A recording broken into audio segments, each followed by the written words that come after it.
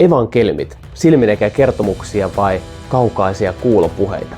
Mitä historia sanoo aiheesta? Otetaan selvää. Evankeliumit ei ole päiväkirjan merkintöjä historiallisella tarkkuudella, mutta ne ei myöskään ole myöhäisiä kuulopuheita, jotka perustuisi pelkkiin kuvitelmiin tai harhoihin. Evankeliumit perustuu osittain suullisiin traditioihin, osittain kirjallisiin traditioihin ja myös silminnäkijäkertomuksiin. Yksi Uuden testamentin arvostetuimpia tutkijoita, N.T. Wright, on sanonut, evankeliumit välittää aidosti Jeesuksen elämää ja opetuksia.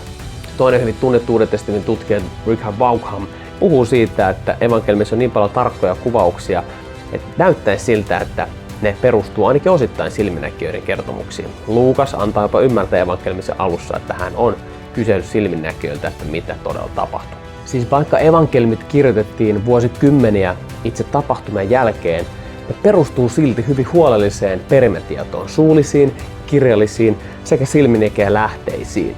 Ei ole mitään syytä ajatella, että evankeliumit olisi täydellisiä silminnäkijäraportteja, mutta ne ei myöskään ole mitään monennen polven kuulopuheita, kuten aina välillä luullaan. Evankeliumit on siis antiikin elämänkertoja biografioita. Kuulostaako tämä uskottavalta? Mitä mieltä sä oot? Kerro ja kommentoi alle.